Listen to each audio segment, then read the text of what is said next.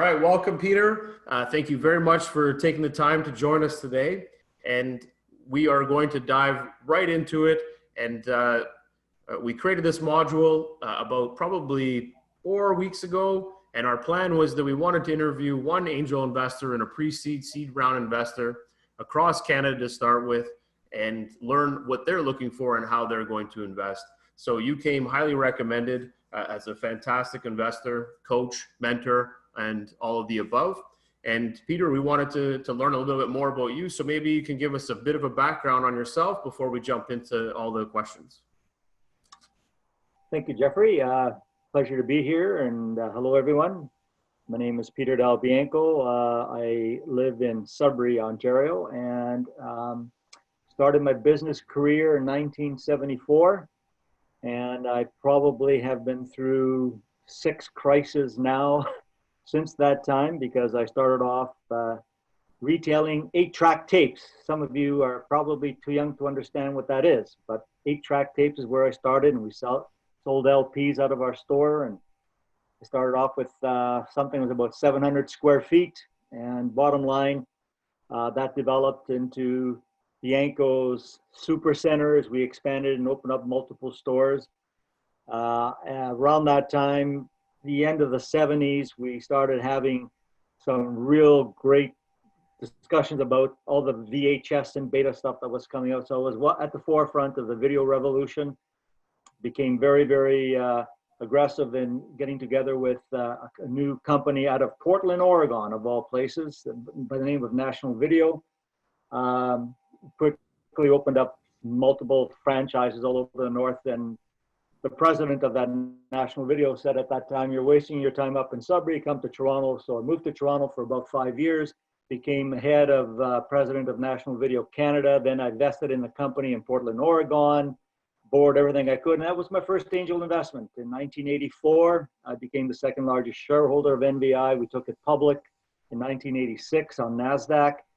And that's really where a lot of my training in terms of mentoring, getting involved with angel type work, because we had an incredible board, just an amazing board. And I was on that board for about 12 years, and the company quickly transitioned from being a video store franchisor. We sold that off and became data collectors. The name of the company was called RentTrack for rental transactions. And RentTrack went on to be very successful and merged many years later with ComScore. And I was still have a few little shares of that company left. And so a lot of the work that I've been doing is traveling through all of the 80s and 90s between Portland, Oregon, the States, and Canada, mentoring a lot of franchisees, a lot of stores in terms of technology. And I feel that technology, I feel that the ability to convince people to come into your store to purchase your product, the messaging, the marketing, the salesmanship, and management, of course, because at one time we had, I don't know, 15 stores, 16 stores personally.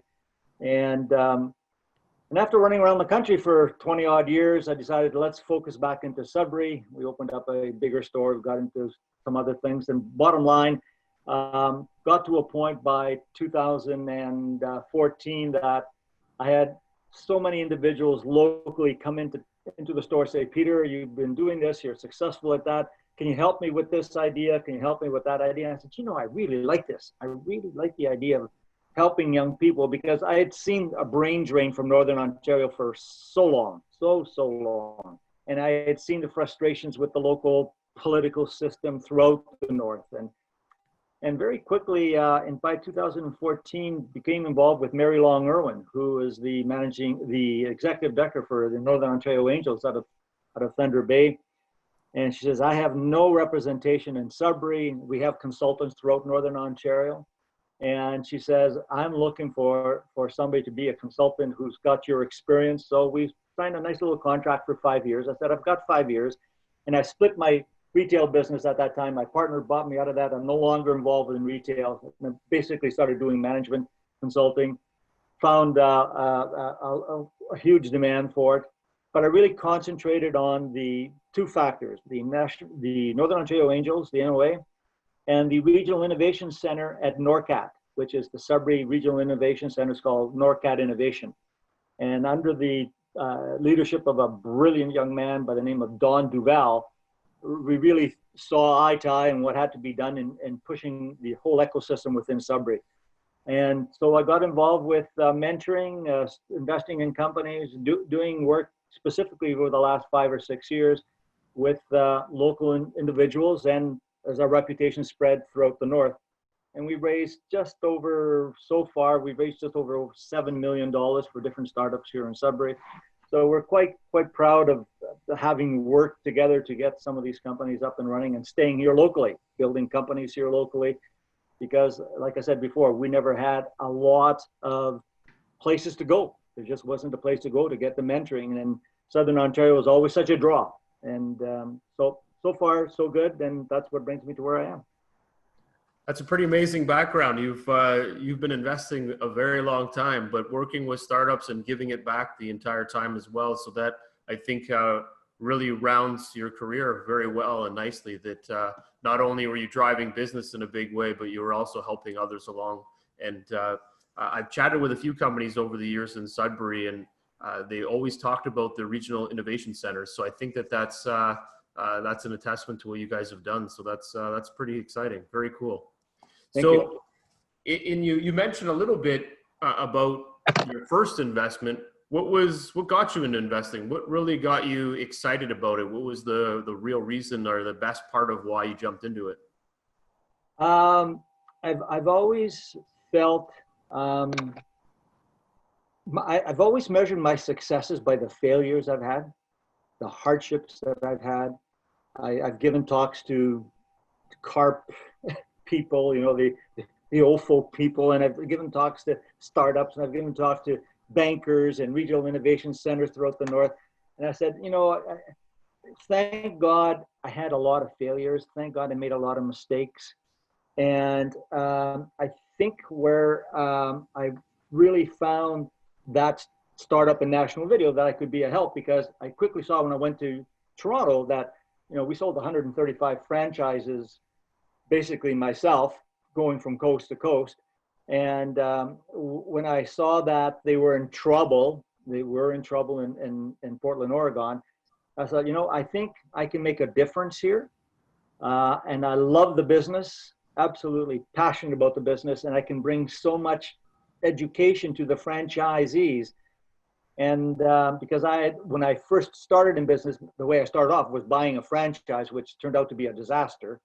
And I quickly learned that there's a right way to do franchising and a bad way to do franchising. And I'm a firm believer in the franchise system. I have my opinions of what makes it successful and what doesn't.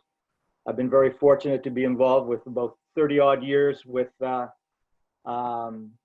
an individual who was McDonald's here in Sudbury, and God bless his soul, we did a lot of comparing. So I'm really pretty good about franchising, and that's why I joined the company. That's why I bought into it, and sat on the board for 12 years. Amazing. So you continue to kind of have that real drive and desire to help support through investment. So that's kind of, I guess, working with these early stage startup people that are coming in and looking, how can I make a business? How can I make this succeed? And you're jumping in there saying, I love what you're doing. I'm going to get behind you. So you kind of gave an idea of what helped you get started. What's your favorite part about investing? It really is the mentoring part of it. I always try to take some sort of position within the company. I know there's a question coming up about, do you take board positions? Not anymore. I took quite enough before I got involved strictly with managing. And again, for many different reasons, I do allow myself to become a special advisor to the board, how to set up a board properly, how to mentor the boards, what to look for. And so the real exciting part of this is trying to pass on the experience and all the mistakes I made, and hopefully try to short circuit, because when I started, there was nothing like it. There was nowhere we could turn to. I mean, God bless, if I had listened to my accountant, my banker, my parents, I've never would have started in business. I mean, I had a very nice job as a federal employee. I'm an engineer, basically, a surveyor by trade. And very honestly, there was just nowhere to turn. And I've always felt this passion for bright young people with great ideas, with passion, which just have the right guts to say, I want to build it myself. I want to try it out. And so I really I love, as you can tell from my voice, I love that part of it. To me, that's where I can be the most useful. Well, that's amazing on the mentoring side because, and the risk side, because once you kind of get into it, the risk is, it kind of dulls itself down for the excitement of the go get it and make it happen. And obviously you've done that quite well and many of times. And it's fascinating that when you say, you know, from my parents to your legal to everybody, they would never have forced you into, because risk management is so different when you're in a job that you've been doing for a long time. And it's hard to get people to really dive in deeply. And I know just as myself growing up too, it was the same. And oddly enough, throughout all these years, I probably guessed that probably all my family probably don't even know what I do every day. But the best part is that my mother joins every single one of these calls. And it's like she's having this, I think my mom's going to turn into an investor soon because she's getting so excited to learn about all these investors and startups all over the world. It's pretty exciting. So I think that once you take that leap of faith and that step, but you have the right people supporting you from the mentorship, I think it really will help you move forward quicker, but also help you miss some of those hurdles, because those are the scariest part. Yeah, yeah, and the mistakes that especially during a time of crisis. I mean, I have not been busier in the last 3 months than you can. My wife will attest to it. Like, it's one Zoom meeting after another, hand holding the people that I've been involved with. I'm still quite intimately involved with about 10 companies here locally.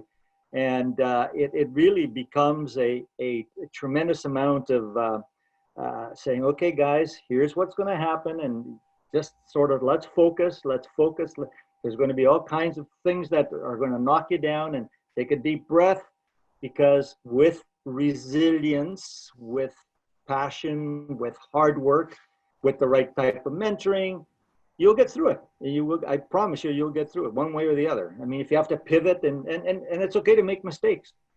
Let's learn from it. Let's move on. So, no, and you touch on a really good point there, is that you're going to make mistakes, but if you don't communicate them, no one's going to be able to help you. No one's going to be able to step in to help guide you through these. So you do have to be very vocal and communicative to the people that you do bring into your inner circle, if you will, and share enough with them to kind of move and grow with that. So you mentioned that you still work with a bunch of companies to this date. In your tenor of investing, do you have a kind of a hypothesis of what you're trying to, how many companies you want to invest in per year or work with each year? Do you have any methods or any process that you've put together for this, or do you try to keep it just ad hoc, wait to see what happens? Like, how do you work with that?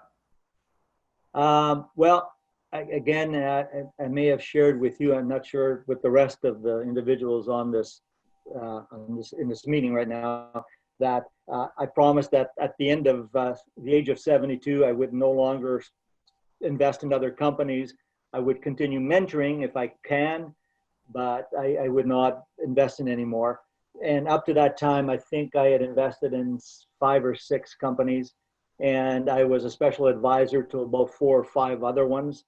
And what I look for is a very simple rating system. I call it Peter Bianco's rating system. And it's all about the value proposition. We keep hearing about the value proposition, and of course I break it down to 3. And of course, number 1 is always people. I can't explain more than how many times, if I don't get the right vibes from the person, if I, and doing my due diligence, find out that they're bullshitting me. And so it's always about people, especially people who have done it before, who have built something before, that are capable of performing under the risk, as you call it, the risk factors of how to start a company and how to make it grow and succeed. I look for those type of qualities within the team. I look for, again, brilliance in terms of what need are they actually fulfilling.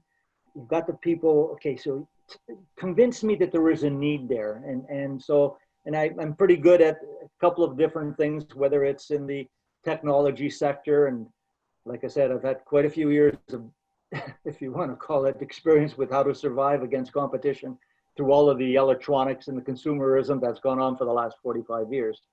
And so if it's there, if it's healthcare, if it's about your IP that you have, what are you really fulfilling in that need? If you can't convince me, then you're just not going to get anywhere. And then it comes down to prove to me, yes, there's a need, but prove to me that people will buy from you, that people will want what you say that you are going to provide your need to solve the problem. Tell me, what work have you done to be able to convince me that there is a demand for what you're doing, that people are going to be lining up for what you're doing? And I'm sure, you look at all the great angels that have been out there over the last 30 odd years, from the Google boys to all the people who invested in Amazon, and it's kind of basic. Those three factors are kind of basic in terms of how big angels, super angels, and us, our ordinary angels that have gone through the school of hard knocks, how we get to a point of valuing which companies we involve with and stay involved with and want to support so they get some sort of success and exit. And hopefully that answers your question. No, that was great. And so now you're really building out this value proposition and working with the startup. Is there any verticals you focus on, or anything that you really think makes a difference right now or in the past that you really liked that's done well? Like I said, I think probably one of my first loves is healthcare, because of some of the issues that I've had. Sharing with you doesn't. I have 7 stents inside of me, and I try to stay as fit as I possibly can. And I'm become a poster boy for my cardiologist, but I do have concerns about that I've got these in me, and I have to try to really manage stress extremely well. And I get very passionate who I get involved with, so I have to be careful how I get involved with them because I want to throw myself into it. So the real part of how I want to go forward is, again, continuing with the mentoring type part, but being able to sort of really focus on healthcare. Healthcare proved to me, because we can't sustain the healthcare system the way it is right now in Ontario. And we talked, for example, that I regained the other day or yesterday as a pitch. And I immediately, after probably spending a good 30, 40 hours trying to understand what they were going to do, and I saw this as just a tremendous opportunity to really save the healthcare system millions and millions of dollars. How can you take all these people that suffer from stroke and turn them back into being productive and off the healthcare system? And in all my research, there was nothing like what Vinita's done in terms of the neuroplasticity and the way he goes after it, right? But the real beauty I see of this, of course, is that here COVID has presented such an incredible opportunity for us, because the MyHand device, where I see having thousands of devices out there. I mean, if somebody gave me $7 million today, I basically would take that company. I'm too old to be this, to help be formally take over the CEO job, but we would go find ourselves a rock star CEO and let Vinit do what he's really good at, which he's a tremendous clinician. So we would have thousands of these machines out there, all connected by AI, collecting data right across everywhere that we would put them. And so I just foresee where this is going, right? So the technology with healthcare, saving money, saving people.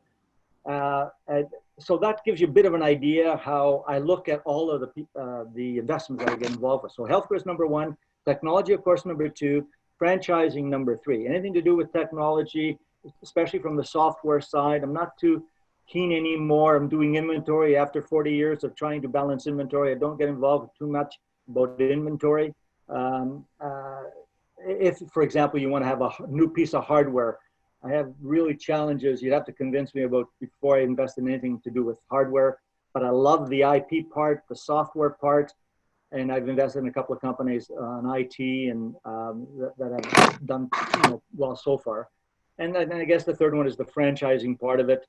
If somebody has an idea, a brilliant idea, I know exactly what I'm looking for to try to help them put together a very strong franchise. We have a tremendous success story here in Sudbury with Sherry Tomchuk and her Plan A. And when I started working with her about 5 or 6 years ago, bottom line, she's a rock star, absolutely rock star in terms of long-term care, especially nowadays with COVID. And she's probably she's got 28 franchises. She's got franchises out west. Just a tremendous young lady, and very proud of her. Oh, that's amazing. And obviously a great story too. We like to hear the companies that are doing well, and they've taken something from an idea all the way through to make it across Canada. So that's pretty exciting, especially in healthcare right now. There's so much stuff coming out around long-term care. So that's amazing that she's been able to do that. Yeah.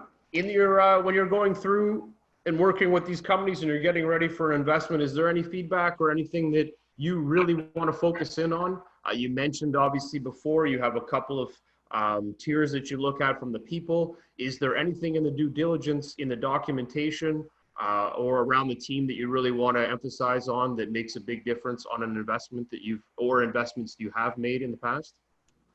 Well, the paperwork, yes, is extremely important. And I find myself, especially now after the last 5 or 6 years, I don't waste too much time myself personally trying to educate, let's say, the startup, convincing them that you have to have the proper paperwork. I mean, you've got to form the right company. You've got to find some sort of accounting somewhere that you can start putting together a shareholders agreement and what you're offering in terms of equity.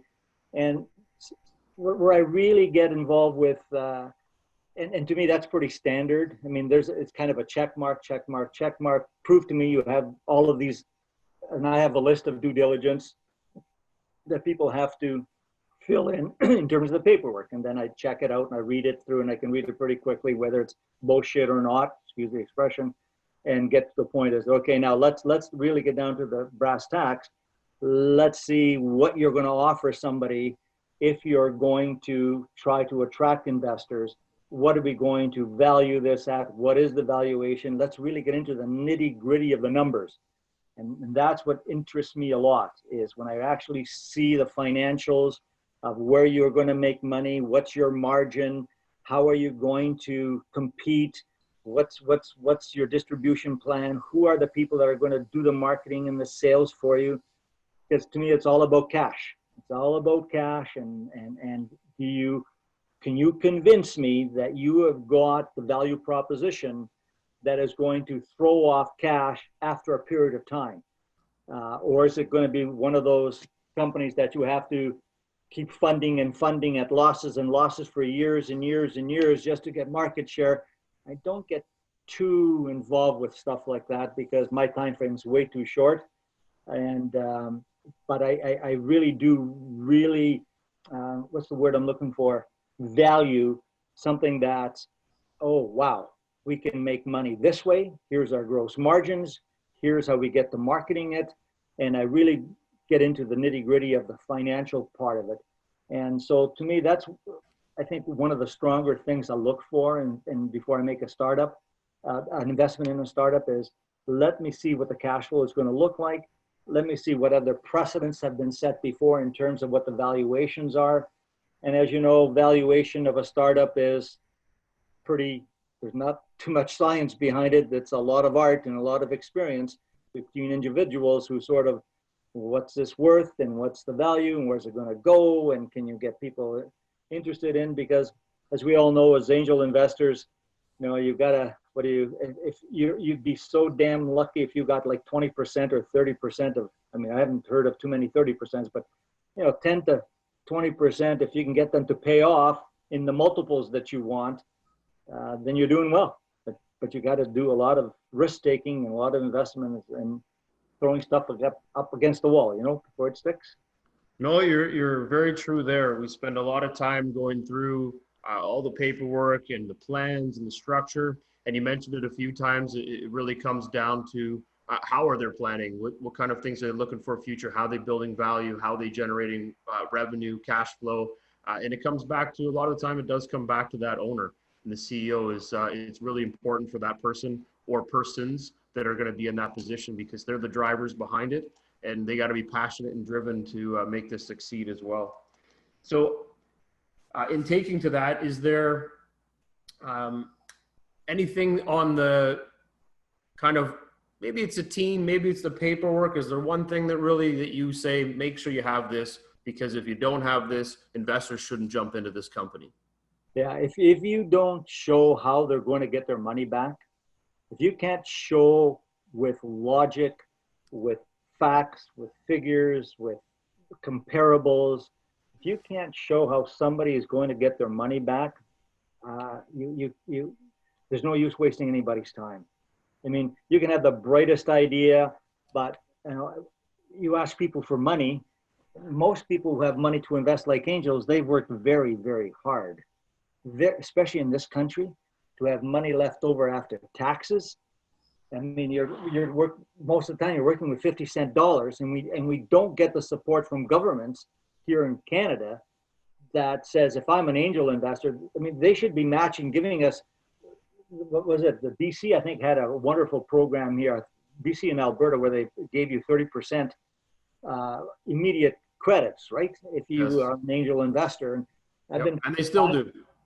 Pardon? And they still do. And they still do. I mean, and I think that that's a fabulous, fabulous approach. And we just, I think there's a gentleman here, you may have heard of him, Anthony Lacavera, who started Win Mobile. Love some of the things he has to say, which is he's a real pusher for the fact that governments have to become more aggressive. And for years, I've been saying one of my favorite comparables is the fact that, look at what Israel's been doing. Here's Israel. Ontario is 49 times the size of Israel. They got 8+ million people, and Southern Ontario has 12+ million people.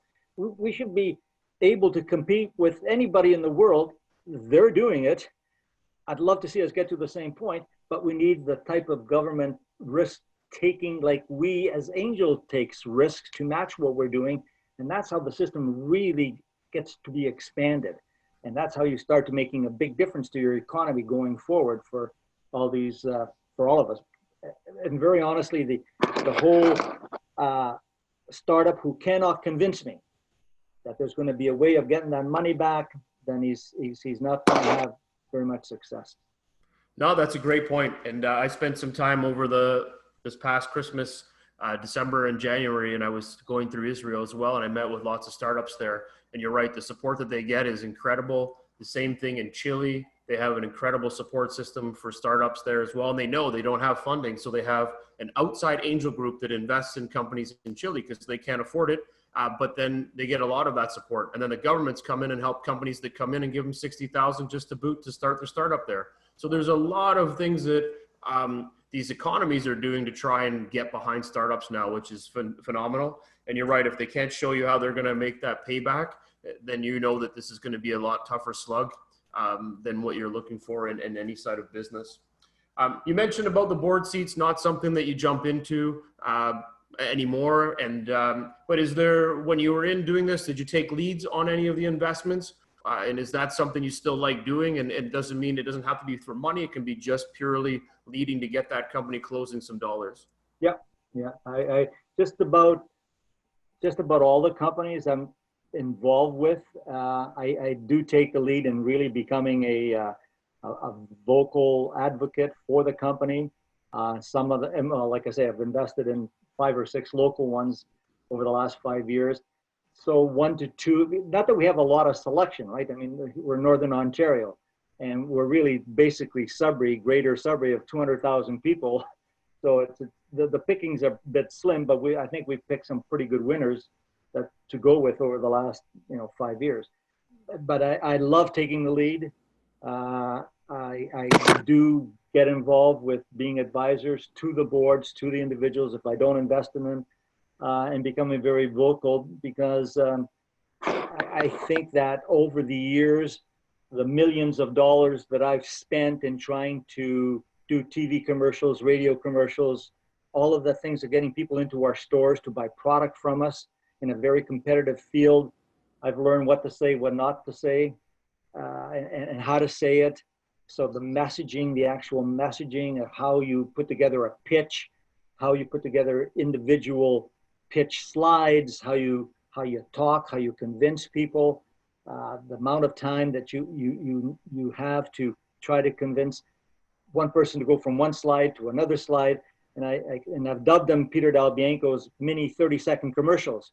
If I can't get your interest, if I can't capture your imagination and get you to say, oh yeah, well, I like that, to go to the next slide, right? And you've got 30 seconds to a minute to be able to put that across, because, and I've always held my clients to 12 to 15 minutes maximum. That's all you've got. You know, if you can do it in 12 minutes, great. You can push it to about 15, but after that, you start losing people. And if you can't sort of put your idea across in 12 to 15 minutes, then you haven't had the right mentoring to be able to do it properly. That's awesome.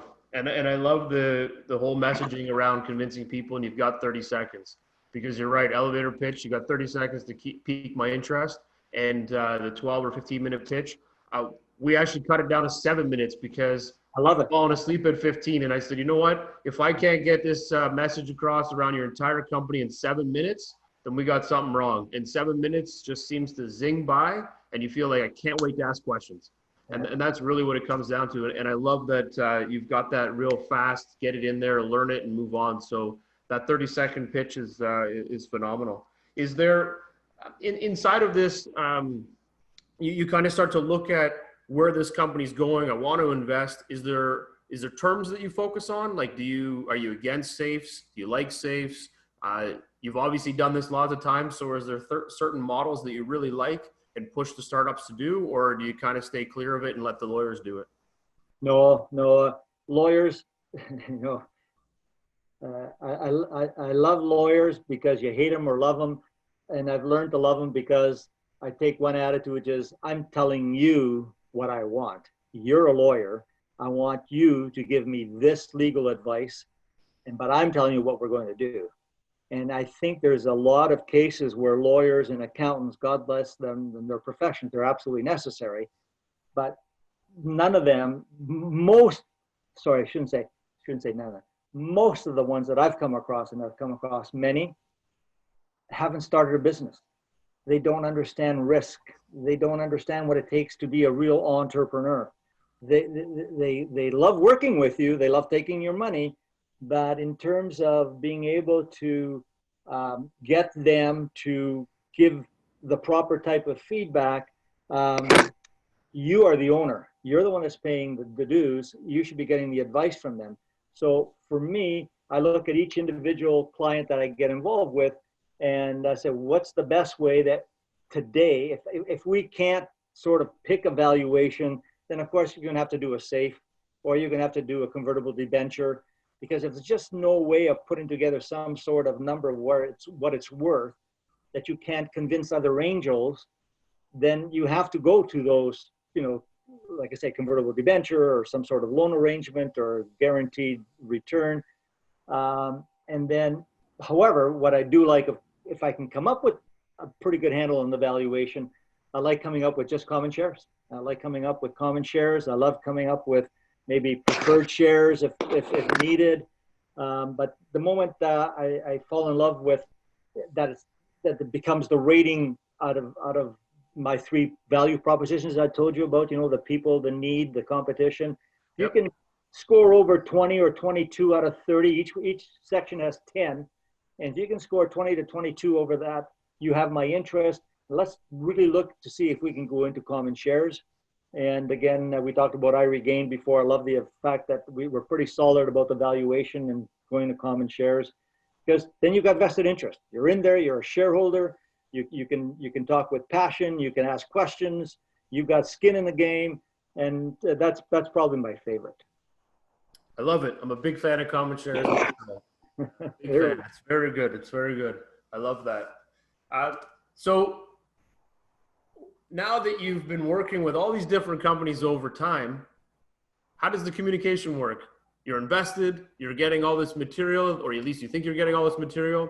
is there a preferred way that you want them to communicate with you? Because you just mentioned that you're invested, you're passionate, you want to be in there talking. How are you getting that feedback? Are they putting you on email lists? Are they on auto dial? Like, what's the best way for you to be able to really help them grow? Well, yes, I have them all on auto dial, first of all. I want to be kept abreast of any, and they know this up front, of any challenges, any problems, any setbacks. I want to see cash projections, how you're going to deploy cash properly, how you're going to use it, how you're going to maintain the ability. You know, I love setting milestones, what you have to do, show me that the milestones, we're going to get to the certain place, report to me if you can't deliver on those milestones. So yes, constant contact with them. That's why there's so, especially over the last 3 months, there's so many Zoom meetings with all of these individuals that I ask, is it, bring me up to date, where you are, what's your cash position, what's your burn, what's going on, how can we pivot, conserve cash, what can we do? Can we use any government grants that are out there and policies that are out there, which I know that was one of the questions you asked me, you know, do you like doing government grants? You haven't got a choice, right? There is quite a bit of money out there. You have to prepare yourself when you go after government money. There's no damn way you're going to get it fast enough. It's such a frustrating experience at times, to whether you're going to NOHFC or FedNor or other venture funds, or it's the due diligence. And the problem is, a lot of these investment committees haven't got a god darn clue how to actually do the due diligence properly. You know, here in Northern Ontario, we have Northern Ontario Heritage Fund Corporation. Has hundreds of millions of dollars to give out. In the last 6 months, 12 months, I guess, I've been really going through the process of trying to help the Northern Ontario Angel, the NOA, work closer with NOHFC, because the due diligence is done by MNP. And the way they do due diligence is mind-boggling, and I had to get involved again with iRegain, because the due diligence, they didn't do any kind of due diligence. You know, they did the zeros add up here, did the check marks, and again, the accounting firm going through trying to do diligence to try to get you some money.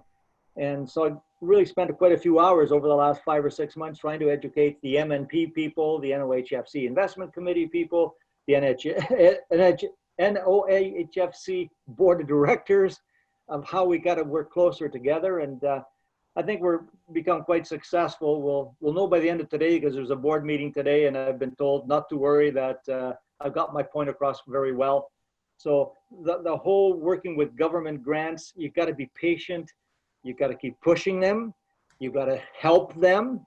You can't take an adversarial effect to it, but don't expect to get the money quickly. It takes, in Northern Ontario anyway, it takes, you'll be lucky if you can get 9 months, if you can get money into your bank account within 9 months. That's just, I'm being very, very liberal here. In Sudbury, I think the money comes in, maybe if we're lucky, by 12 months. I think that's pretty common. And you alluded to earlier that a lot of these places, they're not entrepreneurs running these businesses. They are just people in business, and they have a different way of looking at what an entrepreneur does. And the lifeline of an entrepreneur is really trying to figure out how they can do sales and keep cash flow running, manage burn rate. And a lot of these times, these programs are really helpful, but they do take a lot of time to execute. So one, awesome of you to go in there and start to help them understand this, because it's common everywhere. It's almost like you should be recording these videos and posting them and sending them out when you're fighting these battles, because there's a lot of people that don't have that understanding. But it is a really big need, because there is a big gap with governments understanding how to support startups. They think that it's just some people hanging out at home doing some work here and there and not really wanting to drive it forward and grow a business, when it's obviously the complete opposite of that. But that's some great insights, and really appreciate that for sure. So if we take this whole rounding experience, we've kind of gone right through the funnel. We've learned a ton about how you started, where your investment started, the types of companies you're investing in, the paperwork, the due diligence, the team, the CEO, all these great things that you look at. Is there any underlying part that you could say that really makes a startup successful that you could really get behind? Well, again, without repeating myself, they've got to really, first of all, they've got to be the right people. I mean, again, it always goes back to, you can have the most brilliant idea, but if that person hasn't got a clue how to, take mentorship, guidance, how to manage, how to be personable, doesn't have the passion, doesn't have the resilience. I keep using that word a lot because, my God, if there's anything that defines success in 45 years in retail, is the fact that, especially in Northern Ontario, you got to be resilient to all the crises that come along in different ways, from strikes to financial crisis to, you know, I mean, you can name them all over the last 40 years. So the team definitely has to be there, but it really has to be, you know, tell me the problem.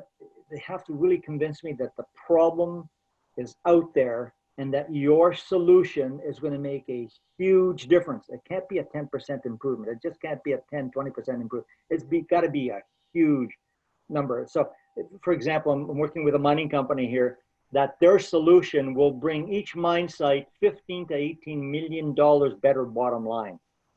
That's huge. That's huge. And I look at a company like, again, like iRegain. The fact that there's so many people suffering who can't get proper support and help. I mean, I have to give you this real example. Here in Sudbury, there's a doctor by the name of Dr. Michael Franklin. Brilliant, brilliant young man. He's got one of the best homes here in Sudbury, and I only say that because he's been very successful at what he does. He suffered a stroke 2 years ago. He could have had any kind of, he actually moved to Toronto to get, you know, help with some of the best people in Toronto. He had to come back and get treated by iRegain within 5 sessions, immediately saw a difference. So you look at, is there a need of something? Boy, you got my real interest. And you've got people who've given you purchase orders or lined up, like I use it the example, they're outside my store. I've got a big sale on and they're lined up outside my store to get into the store, right? Obviously, I have something that they want. So you got to kind of prove the same thing to me with a startup. And I recommend that if you can get people lined up to say, yeah, I want that. Boy, that idea sounds great. There's nothing like it. And it's a value proposition. It saves me money, saves the system, and it makes me more productive. So I hope you get the understanding is that the messaging of what they have proved to me that people want it. And if you can prove to me that people want it, it's like having a purchase order almost at the door. And that really gets me interested. Oh, that's awesome. And I love that the lineup. You're right. We just expect that we build it, they're going to come. But if you can figure out a way to solve a real major problem, and like you said with the mining industry, if I'm going to save you $15 million a year, I'm going to make you $15 million a year, you're going to love what I got to say, and you're going to want to hear and get me in the room so that I can chat more to it. So that very valuable. So we got 2 more questions, and the one is going to be the crystal ball question. So I'm going to leave that one to the very end. But the question I have now is, I'm really curious if through all the last, as you mentioned, the 45 years, if there's one real cool story of a startup that you've got that you want to share that kind of just really highlights where something came from nothing and really took off. And if it was, you know, they were on the brink of failure and then they did X and then that just took them off. But I'm just looking for one of those amazing stories that you can share about one of your experiences that's happened over time. Well, I could probably give you 2 or 3, but I have to pick the recent one. I have to pick the recent one of Sherry Tomczyk again in Plan A. I mean, here's a young lady. When I first got involved with her, I think she was 39 or 40. And I've always had a very soft spot for mentoring women. And I'll tell you why, because they always get I think the blunt end of the stick. They don't get the real recognition. They don't get the support in a real kind of male-dominated type thing. And so I would tell you that when I started talking to Sherry, she actually started the company many, many years ago as a nurse in long-term care facilities. She has such a passion for providing care for the long-term care patients. And what she was finding was that there's so many times that shifts were missed. And so she said, I bet you I can sort of get a combination between PSWs and nurses who want to work extra hours, and I'm going to try to get them lined up with these long-term care facilities that are missing a shift.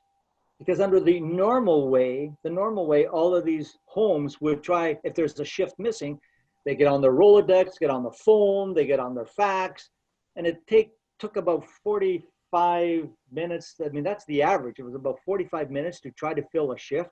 So all of that work and effort to try to fill a shift. Well, she came up and developed an app, and she owns the company, the actual software behind it called StaffStat. And people get notifications within 25 seconds to 30 seconds, and they can fill a shift. So she started off planning a long-term care facility just here in Sudbury. And when I first got to her, she was, poor soul, knew very little about how do I take this idea to somewhere else. And I mean, she was just barely trying to manage cash flow. You know, she had 2 companies that, so we really started talking, and I said, well, tell me everything about what you're doing, and I quickly dubbed her. I said, look, you've just got the Uberization of shift filling. You're not scheduling, you're not doing any of that. You are the best shift filler there is out there. And it was like a light bulb went off in her head. Just, oh my God, you're right. So we quickly separated the companies. The StaffStat company was one way, the Plan A long-term care, healthcare was another way. And we quickly looked at how we could expand, because she was getting questions from other municipalities like North Bay and Sault Ste. Marie here locally, right? So we talked quite a bit about how to form the companies. We had to get her companies properly structured, get the proper accountant at that time to help her, which we spent a lot of times in terms of looking at the marketing and what she was saying and how she was doing it, and the benefits of it. And that story developed into what I just told you before. She's just a firecracker, and especially during this COVID crisis, she's been turned to many, many different times. A lot of people know the company called Book Jane out of Toronto, which has done extremely well, raised millions and millions of dollars. And people compare her to that, and I've said, no, you're not like them. Here's what happens, because her pool of Plan Airs, she trains, she does a filtering work, she does all of the assessment and the due diligence behind that individual, and they become her official Plan Airs. So only these official Plan Airs do they get to be put into the long-term care facilities, and each one are specifically working with each long-term care facility. So she becomes a partner to the long-term care facility, and she saves them all kinds of money. She makes money on the difference in spread, what she spent, as she matches her pool A Plan Airs to the actual need. And her Uberization idea has just taken off like crazy. Now she's got, like I say, 27 or 28 franchises here in Ontario, and she just opened up in Toronto. She may be looking, and she did it all. And here's really interesting, talking about angel investing. She did it all herself. She bootstrapped, she mortgaged, her husband bought into it. They mortgaged their life away. They bootstrapped it themselves, because I said right from the get-go, I said, if you want to do this the fastest way, if you've got assets, you do it yourself. And trying to get angels, trying to get government grants and money and all that to start it off with, you will have difficulty, and you'll be wasting a lot of time. So through all of this, but she's now ready to go to some of the next levels, and she may be looking for some investment, but we'll see what happens there. But she's just a firecracker, and I just love that story, because I'm so proud of her, because she took mentoring properly. She worked her buns off. She sacrificed. She's a great presenter, and she's got a great franchise system. Oh, that's amazing. See, that's what I love. The stories that come from what you had to figure out, go through all the tough stuff to get to the better part. And through that whole way, she had someone giving her some guidance. So kudos to you, but that's an amazing story. And I'm glad you're able to share that. So to take that exciting story and everything else that's going on, and I know you're passionate about healthcare, where are you seeing on your crystal ball? What are you looking at in the next 12 months in this angel investment world? And then where do you see the rest of it going in the next 3 years? Well, I can basically speak for Northern Ontario specifically, and then I'll take it to a little bit of a broader one.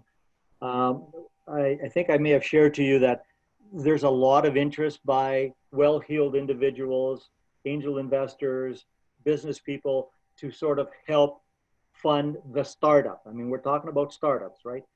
But as I told you, they're all busy running their own companies or doing their own thing. And for them to do the due diligence, what to look for and what to do, they're saying, Peter, you know, I love what you're doing. Guess what? Let me know what I should or shouldn't do. And it's became very apparent to me to get people to come down to pitches, to do things here in Northern Ontario because of a geographical spread. Very difficult. So we're forming an NOA accelerator fund where we're selling units in the accelerator fund at $1 each, a minimum $50,000 or 50,000 units. And we're going to raise $5 million over the next couple of years to really, and we'll do it in tranches, of course, and how we're going to have then the pool, the NAF pool, that will have their own due diligence committee, investment committee. And we've got already a lot of people very interested in participating in that because we do have a kind of a roster that we want to see over the next, 3 to 5 years, where we've deployed that $5 million in startups and keeping the startups and scale-ups here in Sudbury. So I'm very excited about that, and I will continue mentoring with that. I have some replacements who will take actually over the angel kind of work. Two bright young people here in Sudbury. Cliff Richardson is his name, and Jean-Francois Desmarais. They own their own wealth management company, and we're very excited working together as they transition to become the NOA consultant for Sudbury by the end of the year. But I'm going to be still involved with mentoring them, maybe being on their investment committee, and sort of continuing the process until my health stays up and the good Lord gives me the ability to do it for Northern Ontario. For Canada, for Ontario, I'm quite convinced that with all of this talk about innovation and the government wants to do it, and that it's a real, I think we've got a tremendous opportunity. Things like you're doing yourself, Jeffrey. I look at the number of startups and ideas that VCs, last year, as you know, in VC investment was one of the biggest ones in Canada, like $6.5 billion. And it's way above what we normally do on, during recent years, I think the average has been about like $3.5 billion, but last year we blew it out of the water. And I think COVID really put a real damper on this year. We may go back, but I think the momentum is starting. And we've got some pretty bright individuals in this country that really can sort of take it to the next level where we can continue going 6-10 billion billions of dollars per year, just like in Israel, where they almost raise it on a yearly basis, billions of dollars, right?